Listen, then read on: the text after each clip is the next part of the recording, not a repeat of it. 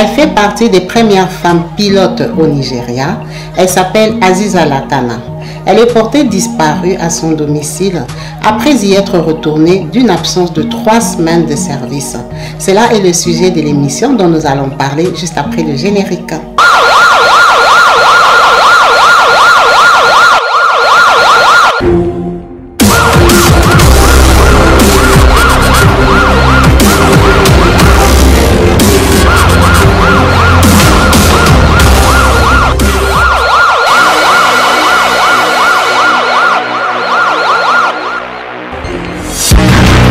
Bonjour, moi c'est Kabibi, je partage des émissions criminelles. Si c'est la première fois que tu tombes sur une de mes vidéos sur YouTube, n'hésite pas à t'abonner et surtout à cliquer sur la cloche de notification pour être au courant des vidéos que je partage. Aujourd'hui, je vous invite à voyager avec moi au Nigeria, dans la ville de Lagos, où nous allons parler de Aziza Latana. Qui est-elle et pourquoi parle-t-on d'elle aujourd'hui? Aziza Latana est une jeune Nigérienne née dans une famille assez bourgeoise. Des parents très conservateurs avec des valeurs de vie assez ouvertes. C'était des personnes instruites et cadres qui avaient parcouru le monde, qui avaient beaucoup voyagé, qui avaient une façon de voir les choses, la liberté.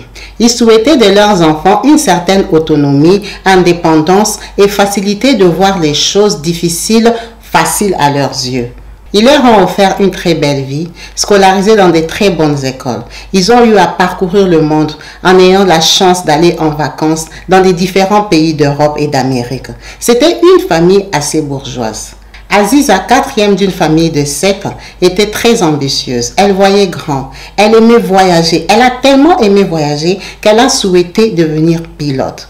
Vous avez bien compris, pilote. Non hôtesse, mais pilote. Elle voyait grand comme ses parents. Ses parents étaient très fiers d'elle et lui ont offert les études de pilotage en Afrique du Sud, où elle a été formée et a fini avec brio, à distinguer.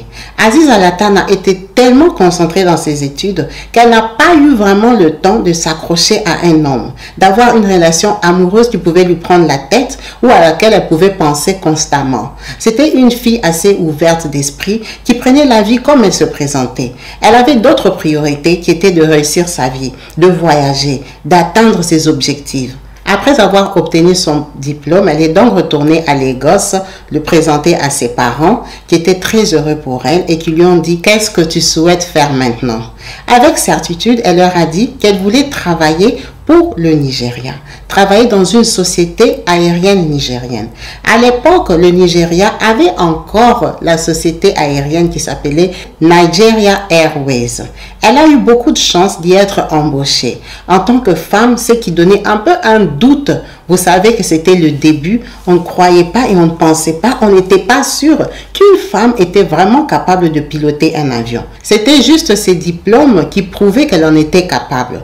Avec beaucoup de doutes, on lui a toujours donné un copilote homme qui avait beaucoup d'expérience pour voir si elle en était vraiment capable. Aziza a pu confirmer son aptitude par ses œuvres différentes. Elle a eu à piloter les Boeing dans les différentes villes dans lesquelles elle s'est rendue sans souci. Des bons décollages, des bons atterrissages. Ils ont été tellement convaincus qu'ils lui ont proposé un contrat à durée indéterminée. Elle a été embauchée dans cette société qui était la plus grande à l'époque. Ses parents très honorés, très fiers d'elle, lui ont permis donc d'aller vivre dans la capitale à Lagos comme une grande fille qui percevait maintenant un salaire consistant, qui pouvait payer son loyer, qui pouvait vivre sa vie et profiter au maximum comme elle pouvait. Elle avait fait ses études, réussi avec brio, obtenu un boulot décent. Elle était la fierté de sa famille. Ses parents donc lui ont permis d'aller trouver son propre logement, de s'installer et d'évoluer comme elle l'entendait. Aziza, très ravie, elle a décidé de prendre une maison dans ce luxueux quartier appelé Ikoyi. Ikoyi fait partie des plus beaux quartiers de la ville de Lagos, où elle a décidé de s'installer parce qu'elle avait un salaire conséquent. Elle était à même de payer une villa sans difficulté dans le quartier d'Ikoyi. Sachant très bien qu'elle n'était pas souvent là, elle a décidé d'embaucher des personnes qui pouvaient l'aider à maintenir l'entretien de son logement, de sa parcelle, de lui ouvrir la grille, de veiller sur la maison quand elle n'était pas là. Sachant qu'en tant que pilote, elle était très sollicitée, souvent pas là. Elle avait des horaires de dingue, des plannings complets. Elle travaillait 3 semaines sur 4. Elle n'était jamais là. Elle était souvent dans les différentes villes. Elle avait donc besoin de quelqu'un pour garder sa maison. Sachant qu'en Afrique du Sud, où elle a fait toutes ses études de pilotage, elle vivait seule. Donc là-bas, il y avait un système de sécurité qui était organisé pour toutes les personnes qui vivaient dans le complexe. Au Nigeria, sachant que quand tu n'es pas là et que dans les quartiers luxueux, il peut y avoir des petits malins qui peuvent venir guetter chez toi et casser, cambrioler pour te voler tous tes effets personnels de valeur. Alors, elle a décidé d'embaucher des personnes qui pouvaient veiller sur son bien quand elle n'était pas présente à son domicile. Elle a donc rencontré M.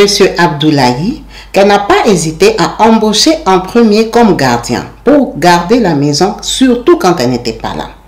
Après qu'elle ait compris qu'elle était quand même une grande dame, qu'elle gagnait bien sa vie et qu'elle n'avait pas besoin de se taper tous les embouteillages de Lagos à chaque fois qu'elle atterrissait, avec le vertige de l'avion, elle devait encore conduire jusqu'à Ikoyi. Ça l'a stressée, ça l'angoissait. Elle avait encore les effets de l'air. Elle a décidé de prendre un chauffeur. Elle a donc demandé à M. Abdoulaye, qui était son gardien, de lui trouver un chauffeur. Et ce dernier n'a pas hésité. Il était très ravi. Il a dit, bien sûr, madame, que je connais quelqu'un qui peut vous conduire sans difficulté. Il a son permis de conduire, ça va faire plus de 13 ans. C'est quelqu'un de mon quartier avec qui on a des bonnes relations. Je ne vais pas hésiter de lui en parler. Il a donc sollicité monsieur Peter. Après avoir parlé avec Peter, qui était ravi, qui était d'accord de venir travailler pour elle, il n'y avait pas de souci. Madame Aziza a donc commencé à confier sa voiture à Peter. Il l'a ramenée à l'aéroport, elle voyageait. Quand elle revenait, elle téléphonait, elle lui disait « je vais revenir dans 2 jours, dans 3 jours », soit à l'aéroport à 8 h, à 10 h. Vous voyez un peu le fonctionnement d'une dame qui est en train de gérer son personnel sans difficulté. Habituée à vivre en Afrique du Sud toute seule, Madame Aziza avait l'habitude de faire son ménage seule. Elle n'avait pas besoin d'une personne pour venir nettoyer sa vaisselle, vu qu'elle n'était jamais là. Elle avait toutes les machines appropriées pour l'aider, lessive, vaisselle et tout ça. Juste passer la petite serpillière, ça ne la dérangeait pas en fait. Elle n'avait pas besoin d'une femme de ménage. Elle avait que besoin des personnes pour l'extérieur, faire un peu de jardinage et tout ça, garder la parcelle, le chauffeur. Vu qu'ils se connaissaient, les deux s'entendaient très bien. À sa grande surprise, elle a remarqué que M. Abdoulaye était quelqu'un qui était souvent en retard. Pourquoi? Parce qu'en fait, il avait trouvé un deuxième travail.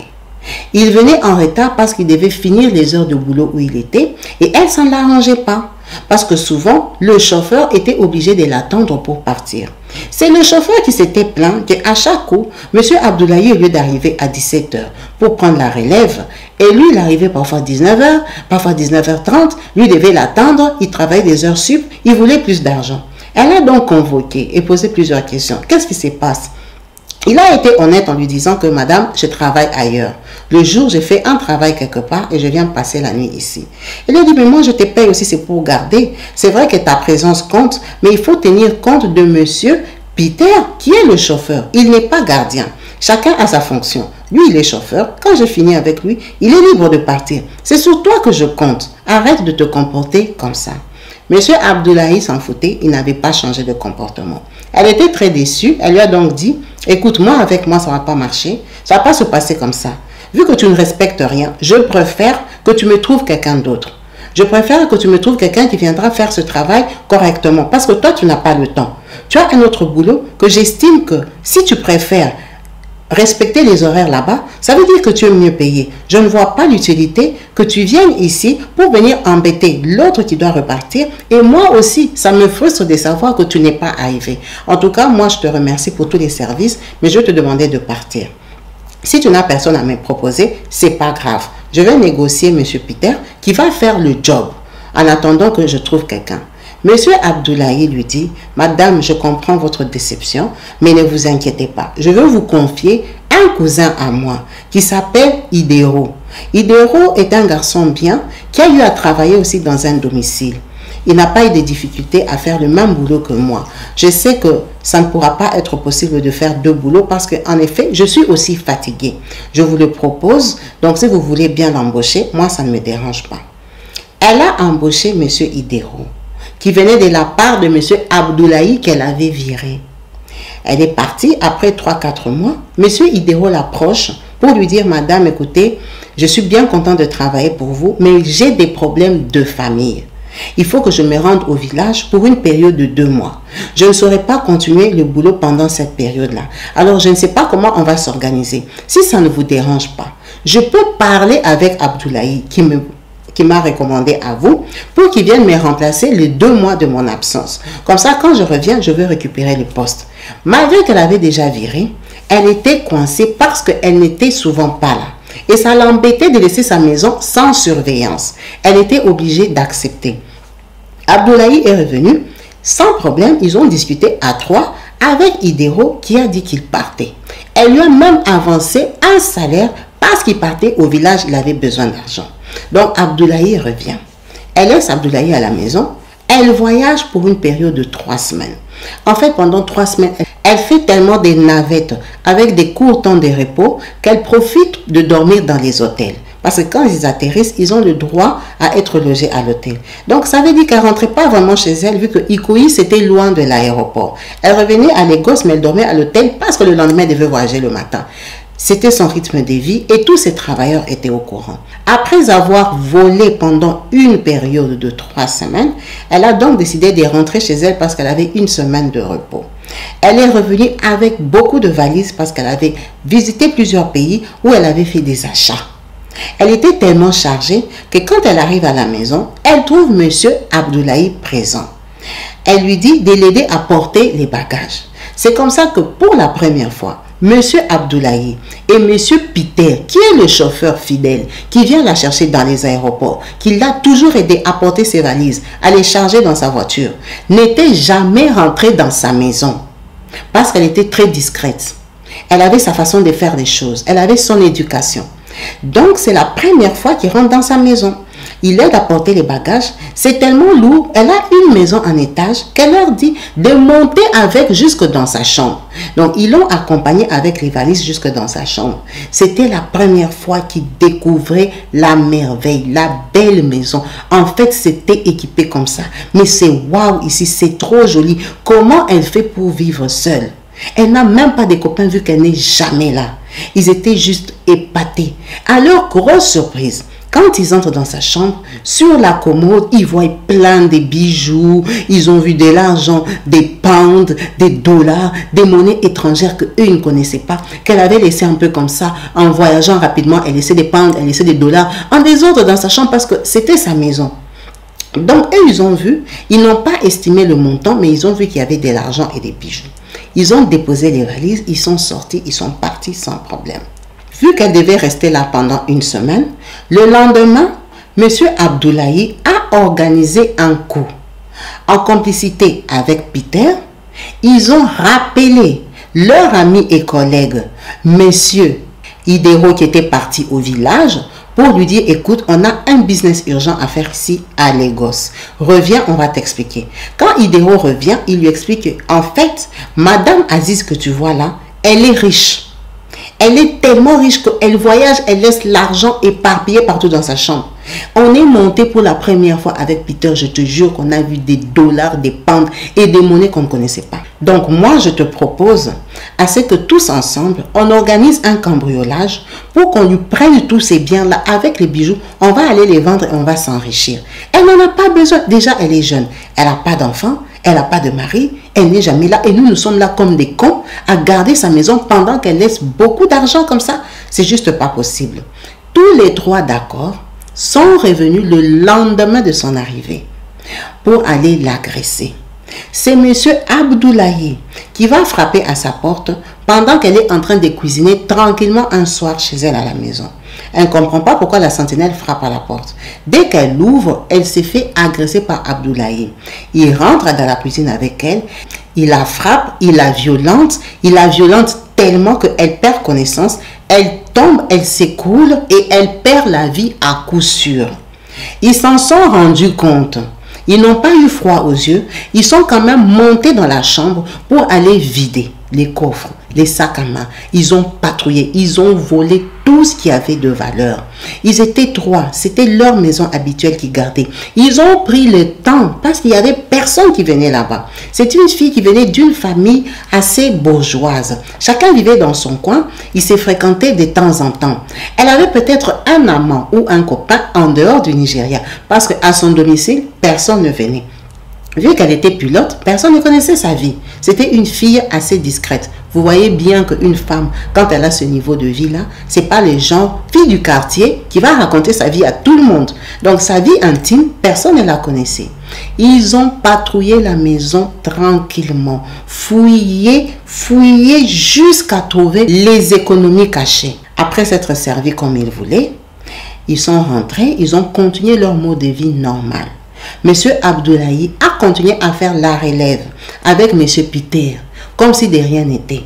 Et c'était à Monsieur Idero qui faisait maintenant la navette avec la voiture que Monsieur Peter conduisait. Ce qui faisait, Monsieur Idero et Monsieur Peter venaient à la maison, ils prenaient les télévisions, les abat-jours, les horloges de valeur, les horloges décorées, ils prenaient tout ce qui brillait, les lustres, ils allaient revendre. Ça veut dire qu'ils faisaient plusieurs tours.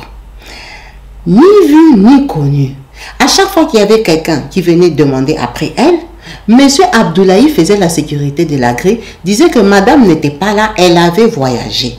Parfois, quand il voyait même sa voiture garée dans la parcelle, il savait qu'elle voyageait et que le chauffeur rentrait chez lui parce qu'elle n'était pas là. Elle lui donnait rendez-vous de venir la récupérer à l'aéroport. Donc, plusieurs personnes sont passées, mais ils disaient que madame n'était pas là.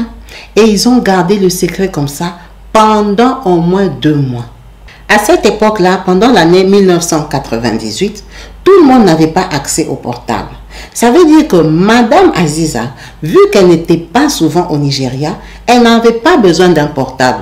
Elle ne l'utilisait pas vraiment. Elle appelait les gens occasionnellement quand elle était là pour 1 semaine, vu que son roulement lui faisait 3 semaines en dehors du pays. Donc les familles et elle, soit elle allait directement les voir, soit elle leur écrivait. On ne sait pas comment elle communiquait avec les gens, mais elle n'avait pas de portable. Elle avait peut-être un fixe sur lequel les gens n'arrivaient pas à la joindre. Mais c'était normal, elle n'était jamais là. Elle n'était jamais là. Donc ils ont pu garder ce secret pendant une période de 2 mois. Jusqu'à ce que ses parents se sont inquiétés, que c'est quand même bizarre, même si elle voyage. Mais d'habitude, elle vient, elle fait des petits coucous, elle nous fait toujours signe.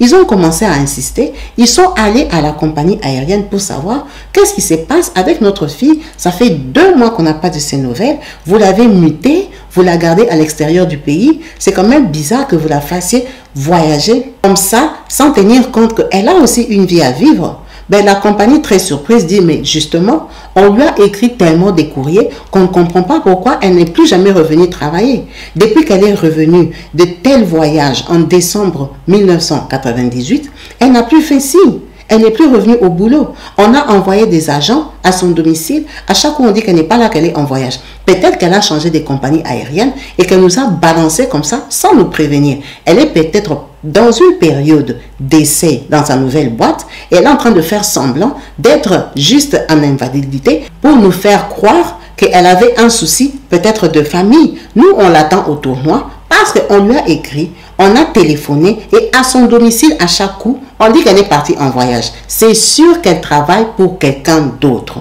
Les parents indignés ne comprennent pas son comportement. Ils savent qu'ils ne l'ont pas éduquée comme ça, qu'elle a quand même fait des grandes études et qu'elle tenait à ce boulot-là. Ils décident de se rendre chez elle.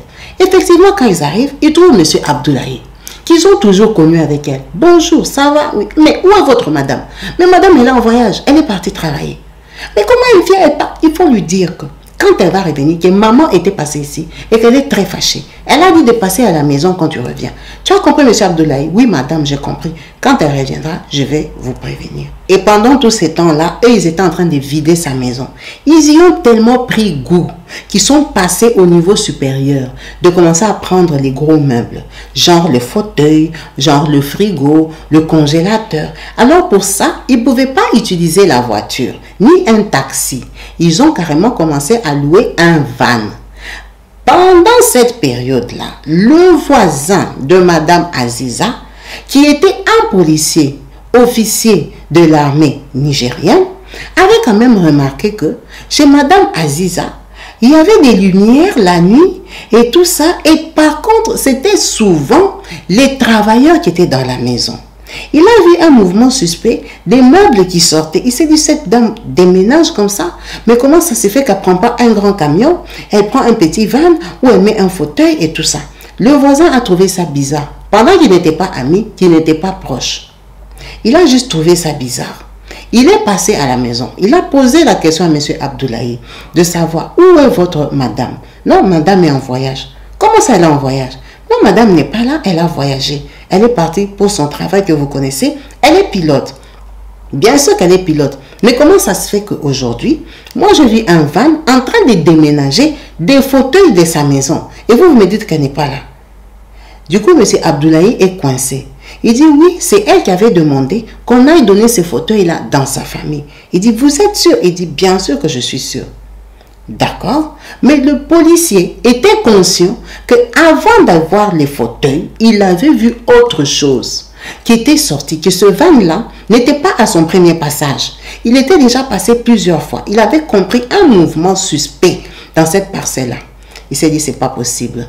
Il a décidé d'aller se renseigner à la société aérienne dans laquelle elle travaillait pour savoir où elle était, quel était son vol. Parce que lui, il avait ces capacités-là. C'était un officier supérieur. La société lui répète que, monsieur, cette dame-là, elle n'a pas démissionné, mais elle a fait abandon de poste. Je suis sûr qu'elle travaille pour une autre boîte. Mais quelle autre boîte ici au Nigeria? Pour une boîte internationale? Pour les Kenya Airways, Ethiopian Airways? Mais comment elle peut faire ça? Le monsieur a trouvé ça très bizarre. Il a donc décidé de prendre des forces de l'ordre qui travaillaient sous son autorité, de faire descendre chez sa voisine pour aller savoir ce qui s'est passé chez sa voisine. Parce qu'il avait vraiment trouvé bizarre qu'elle déménageait avec un van, avec des meubles qui sortaient à compte-gouttes. C'était juste pas possible. C'était pas son rang. Si elle voulait déménager, elle allait prendre 2-3 grands camions qui allaient prendre les affaires directement.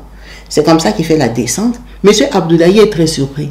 C'est lui qu'on trouve à la grille, en train de faire la sécurité de la maison, qui est en train d'aider ses copains à vider la maison à compte-gouttes pour aller vendre les effets de Madame Aziza. Donc quand ils arrivent, il dit qu'il vient avec un mandat pour vérifier, perquisitionner le domicile. Monsieur Abdoulaye est obligé d'ouvrir parce que ça c'est la police. Donc pendant que la police demande à pénétrer dans la maison, monsieur Abdoulaye dit qu'il n'a pas les clés. Il dit, c'est pas possible. Hier, tu m'as dit qu'elle vous a permis de sortir les meubles. Comment aujourd'hui tu n'as pas les clés? Il dit, non, j'ai pas les clés parce que c'est monsieur Ikoro et monsieur Peter qui ont les clés. C'est à eux qu'elle a chargé de faire le déménagement. Il dit, ok, on va les attendre. On va les attendre sur ceux qui viennent. Effectivement, ils sont venus parce que c'était dans leurs habitudes. Dès qu'ils arrivent, ils trouvent la police. Monsieur Abdoulaye n'a pas de portable pour les prévenir de ne pas venir, qu'il y avait déjà la police. Quand ils se rendent, il leur dit ouvrez la maison. À leur grande surprise, et tous se disent non, mais c'est Abdoulaye qui a les clés. Ah bon, Abdoulaye, tu nous as fait attendre ici pendant 4 heures du temps, pendant que c'est toi qui avais les clés. Allez, la police, frappez-le. Vous savez comment la police fonctionne en Afrique. On a frappé déjà M. Abdoulaye déjà parce qu'il avait menti à un officier de police qui n'avait pas les clés. Donc, après la bastonnade qu'il avait reçue, on lui a dit d'ouvrir la porte. Quand ils ouvrent la porte, ben, effectivement, ils trouvent que il y a un gros désordre, que les affaires sont cassées, que la poubelle pue, que la cuisine est sale, que tout est en désordre. Monsieur le voisin ne comprend pas. Il dit, mais qu'est-ce qui se passe ici? Comment Madame Aziza peut déménager en ayant la maison dans cet état? Ce n'est pas le genre de femme. C'est une femme stylée, propre, une femme émancipée, évolue, une femme qui a fait des études. Sa maison ne peut pas être dans ces états. Donc, ils ont fait quoi? Ils ont coffré les trois en leur posant la question de savoir où sont passés les meubles. Est-ce que vous n'êtes pas en train de voler ces meubles pendant qu'elle est en voyage de service? Moi, je suis allée à la société où elle travaille. Ils ne reconnaissent plus qu'elle travaille là-bas. Même si elle a trouvé un autre emploi, elle ne peut pas déménager comme ça. Donc, c'est vous qui êtes en train de voler. Et en plus, vous avez dit que c'est vous qui videz l'appartement. Donc, moi, je vous arrête. C'est comme ça que le voisin décide d'arrêter les 3 travailleurs de Madame Aziza. La maison de Madame Aziza reste sans surveillance. Lui-même décide de surveiller la maison vu qu'il est militaire. Il ne passe pas la nuit devant sa maison, mais il sait qu'il n'y a personne là-bas. Les 3 sont arrêtés, sont amenés à la prison. Il a donc contacté les parents de Madame Aziza pour les prévenir du comportement des travailleurs que leur fille, à qui elle avait confié leur maison. Quand ils arrivent, ils sont surpris, étonnés, ils se disent, mais c'est pas possible. Elle ne peut pas déménager sans nous prévenir. Elle n'est pas en train de déménager. Il y a un gros souci. Déjà que la boîte ne reconnaît pas qu'elle ne travaille plus pour eux et que eux se comportent comme ça, il faut voir cette histoire au clair. Donc la famille, très furieuse, décide de venir mettre les choses en ordre, accompagnée des forces de l'ordre. C'est là qu'ils constatent qu'en fait, dans la cuisine, elle était en train de... Il y avait quelqu'un qui cuisinait, il y avait de la farine, il y avait du riz par terre, il y avait des légumes pourris, que la maison puait, la poubelle n'avait pas été jetée. C'était juste anormal. Quand ils sont montés dans sa chambre, effectivement, ses frères et sœurs, ils la connaissaient. De temps en temps, ils venaient chez elle. Ils connaissaient ses effets. Ils ont compris que la maison avait été vidée. Tous ses beaux vêtements n'étaient pas là.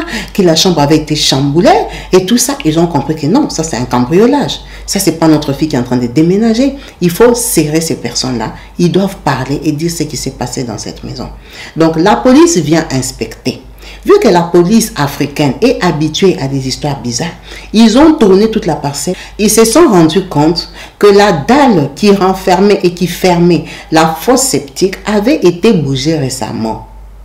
Donc ils se disent pourquoi elle a été bougée, pourquoi ce côté-là est plus frais que celui-là. Donc la police décide de soulever la dalle de la fosse septique où ils font la découverte macabre du corps de Madame Aziza en train de flotter au-dessus de tout ce qui a été gardé comme saleté. C'est comme ça qu'ils préviennent très vite la famille, indignée, n'en revient pas, commence les deuils, qu'est-ce qui s'est passé, pourquoi. On va voir les 3 personnes arrêtées pour leur poser la question à savoir, on a découvert le corps de votre madame, on veut savoir ce qui s'est passé. Vu que vous 3, vous travaillez là-bas, vous étiez supposés prendre soin d'elle, la garder, veiller sur sa maison et la personne elle-même. Qu'est-ce qui s'est passé? On les a tellement frappés qu'ils étaient obligés de parler. Et c'est comme ça qu'ils expliquent que pour la première fois, ils étaient montés dans sa maison. Ils avaient été tentés par le vol d'argent. Mais ça s'est mal passé. Quand ils sont venus pour voler l'argent, elle était réveillée.